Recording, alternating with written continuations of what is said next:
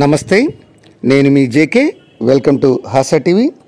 ఆంధ్రప్రదేశ్ రాజధాని అమరావతి నిర్మాణాన్ని అద్భుతంగా తీర్చిదిద్దాలని కూటమి ప్రభుత్వం అయితే ప్లాన్ చేస్తుంది. దీనిలో భాగంగా అమరావతిలో మరో అధునాతనమైనటువంటి నగరాన్ని నిర్మించాలని తలపెట్టింది. దానికి సంబంధించిన వివరాలను ఈ వీడియో ద్వారా వివరిస్తాను. వీడియో చివరిదాకా చూసి ఒక్క లైక్ ఇచ్చి మీ అభిప్రాయాన్ని కామెంట్ రూపంలో తెలియజేసి మా ఛానల్ని సబ్స్క్రైబ్ చేయండి ఫ్రెండ్స్. ఏపీ రాజధాని అమరావతి నిర్మాణాన్ని అద్భుతంగా తీర్చిదిద్దాలని కూటమి ప్రభుత్వం ప్రస్తుతం ప్లాన్ చేస్తుంది. 2015లో శంకుస్థాపన జరిగినటువంటి ఈ అమరావతి మహానగర నిర్మాణం వైసీపీ పాలనలో పడకేసిన విషయం తెలిసిందే. అయితే గత ఏడాది అధికారంలోకి వచ్చిన తర్వాత ఈ కూటమి ప్రభుత్వం అమరావతిని మళ్లీ పట్టాలెక్కించాలని అడుగులు ముందుకు వేస్తుంది. కూటమి ప్రభుత్వం రోజుకొక థీమ్ను ముందుకు తీసుకొస్తుంది.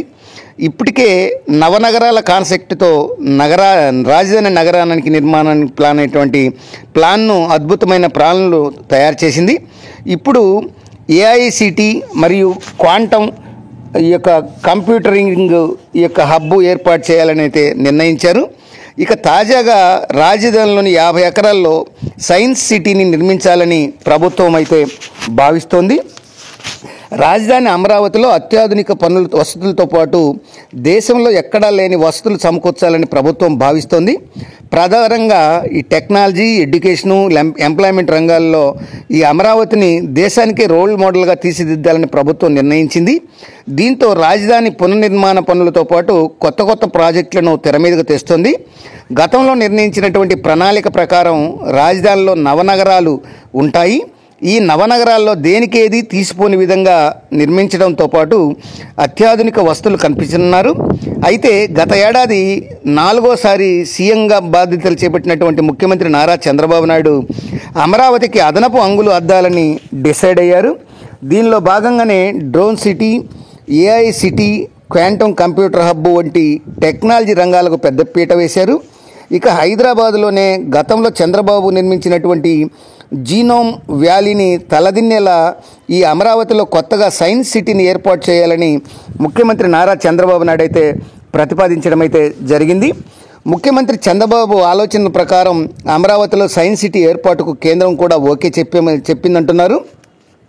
సుమారు 50 ఎకరాల్లో నిర్మించినటువంటి సైన్స్ సిటీకి దాదాపు 200 కోట్ల రూపాయలు ఖర్చు అవుతుందని అంచనా వేస్తున్నారు.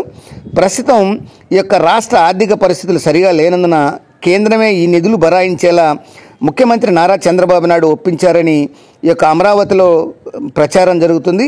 అట్లానే కూటమి ప్రభుత్వంలో కూడా నాయకులు పదే ఇదే విషయాన్ని చెప్తున్నారు. అమరావతిలో నిర్మించుతామన్న ఈ సైన్స్ సిటీకి 10 మ్యూజియంసు, ఇంక్యుబేషన్ సెంటర్లు, గ్లోబల్ రీసెర్చ్ కొలాబరేషన్ ఈ కేంద్రం ఏర్పాటు చేయనున్నారు.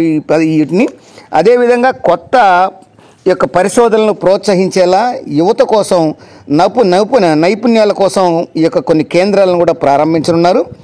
వాస్తవానికి సైన్స్ సిటీల నిర్మాణం అయ్యే వ్యయంలో సగం మాత్రమే కేంద్రం బరాయిస్తుంది. అయితే నవ్యాంధ్ర ప్రస్తుత ఆర్థిక పరిస్థితుల దృష్ట్యా మొత్తం ఖర్చును ఈ యొక్క కేంద్రమే భరాయించేలా ముఖ్యమంత్రి నారా చంద్రబాబు నాయుడు కేంద్రానికి విన్నవించినట్లు కూడా చెప్తున్నారు. దీంతో ముఖ్యమంత్రి కేంద్రం అమరావతిలో అంతర్జాతీయ ప్రమాణాలతో సైన్స్ సిటీ ఏర్పాటుకు తగిన చర్యలు తీసుకోవాల్సిందిగా ఆదేశించినట్లు ప్రచారం కూడా జరుగుతుంది. వచ్చే 5 ఏళ్లలో పూర్తి చేయాలనే లక్ష్యంగా పెట్టుకున్నటువంటి ఈ సైన్స్ సిటీ సరికొత్త సాంకేతిక ఆవిష్కరణలకు కేంద్ర బిందువుగా మారనుందని ప్రభుత్వ వర్గాలు కూడా అయితే చెప్తున్నాయి.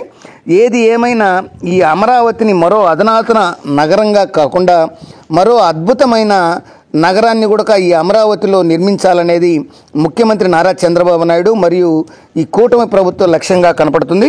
ఆ దిశగా అడుగులు కూడా వేస్తుంది. అది ఫ్రెండ్స్, మరొక అంశంతో మళ్ళీ మీ ముందుంటాను ఫ్రెండ్స్. జై హింద్.